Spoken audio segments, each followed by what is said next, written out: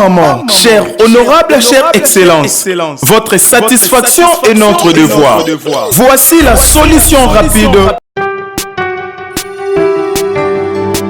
L'Agence congolaise de prestations et services SARL, la solution rapide pour toute activité des transactions immobilières en République démocratique du Congo. Vente, achat, gestion, estimation, mise en location des biens meubles et immeubles. Contactez-nous au +243 85 27 79 630. Vous avez une parcelle à vendre. Mbote libota mbote ba ndeko na ngai esengo mingi ya ko présenter biso na journée ya lelo lupangu na au bord du fleuve pona ba o balingaka asombi lupangu makolo na mai azomona mai fara lupangu yango oyo to ko présenter bino lelo donc parcelle au bord du fleuve yango yo bomona construction ndenge ezali to laksa pe quartier ndenge ezali bozomona que pepe ndenge ezali awa donc awa oza olamuki na tongo omoni fleuve obimi ozongi to bimana no bongo tozonga to lakisa lupango awa to lobaki to tozana kitambo magasin donc to bimi tina kitambo magasin pona ko lakisa bino distance na nzela kolongwa kitambo magasin et puis ndenge okotambola ti okoma na lupango awa tozana magasin na gauche na biso a place to telemi ba immeuble bozomona wana eza nzela ya boulevard komata boulevard et awa tozana tongo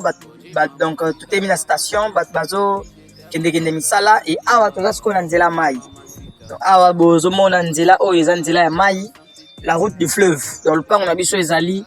à moins de 10 donc au plus 15 minutes kolonga kitambo magasin ti place le pango ezali na bandeli koloba que awa tozana nzela mai bomona fleuve yango donc chaque jour sokozo bima ozozonga ozomona ebale yango yo o babenga na lingala ebale on a français fleuve le fleuve Congo on a tous évolué dans to outil magasin kitambo tozokota siko poto kende komona lupa on a biso esika ezali to na nzela mai oyo to laksa régie des eaux ya sika basalaki bazo tirer mai à partir ya fleuve bazo traiter yango pona ko relancer batu awa continuité toujours to komi place bat bayaka kolia maboke chaque samedi chaque dimanche donc chaque week-end quoi isa awa place auto komi et awa sko to komi na arrêt Mimosa soit arrêt pharmacie tozolinga tout traverser dans place catch o ya jaune et bimeli makadam ezawana o e komema biso tina lupangu donc makadam tozokatisa to traverser tozui makadam wana to keiti to koma na avenue o lupangu ezaleli donc wana tozozwa ya moto poto koma tokomisiko na avenue oyo lupango ezali donc bientôt là tozomona dans ma pango nyonso oyo bozomona oyo ba étage oyo na sima na yango eza fleuve donc eza otongi oza voisin ya fleuve et na déjà na fleuve boy ba nyonso ba yebaka ke appartement oyo eza pembeni ya fleuve to résidence pembeni ya fleuve boyebi prix nango ndenge ezalaka tokotina kata lupango bomoni ebale yango oyo fleuve eza ya kodiminuer ya kokauka yango oyo obomona na en face kuna musika eza Brazzaville et oyo bomona liboso ya biso awa eza babenga yango île donc wana île fleuve yango oyo bomona ba voisin ndenge batongi donc atongi a bloquer liboso mais ndenge sima ache mabende donc na idée ya touristique donc na idée ya tourisme bomona baninga nde batongi donc bat nyonso o batonga pemena na fleuve batonga boye po mpepa mai réseau ya aux vraiment fraîcheur wana ezosala bien donc le pango na biso to lobaki yango yo et awa to moni fleuve yango kaka na droite awa mutazo tonga moni système toujours ya tonga na fleuve donc faut ko beta mo art pona monara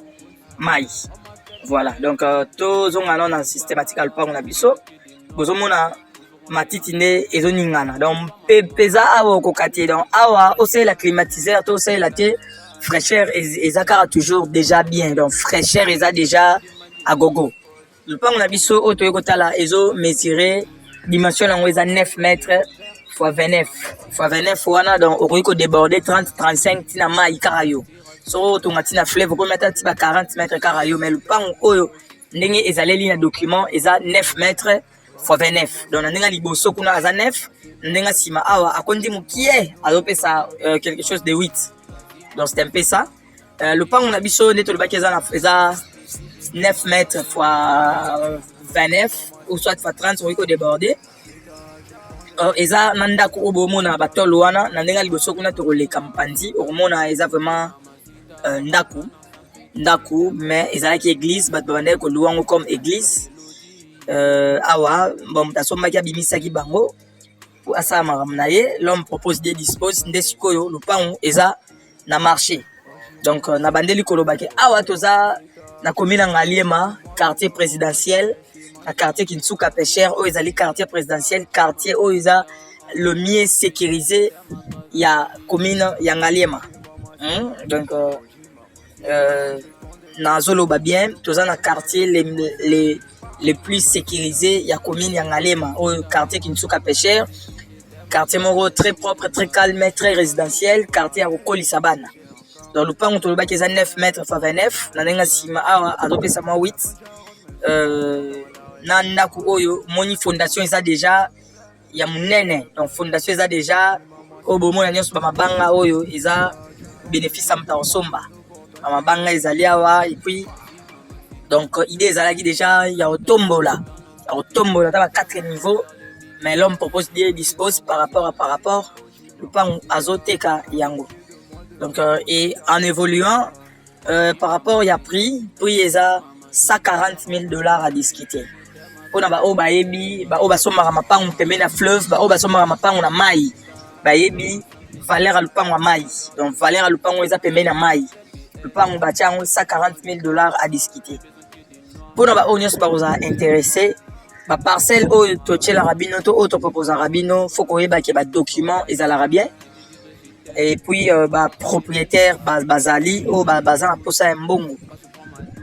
aotekelo on a isek azan na posa ya mbongo. Donc wana bomoni place totaki kitambo magasin bomoni quand même avenue quartier et to l'axibino le pangu ndenge ezali bomona dans le pangu eza mamulai église et bana ko louer awa na ndako oyo. Donc voilà un peu le pangu eza $140,000 à discuter. Pour d'abord on se bazala intéressé to bengani ndenge to kendara toujours na procédure normale visite négociation tout la vérification des documents to kende na procédure normale. Dans le pan on a $140,000 à discuter o eza avenue bon mon avenue ndenge za soin en face awa bazo tombola donc to mata kaka comme dana ba 3 niveaux mais azo continuer ka to petit soin nga to nga building ou quoi. Donc awa appartement eza cher. So tongi bilo na uma na ba norme on se retrouver pe na ba norme wana pona bat oyo ba commerçant pona ba appartement mais soko za pe na posa o sala résidence na yo voilà place ya bien ya rotonga yango yo wana bozo mona continuer ya avenue quartier nenge ezali et bonne chance ya na bat nyonso o ba rozala intéressé. Merci beaucoup, bye bye.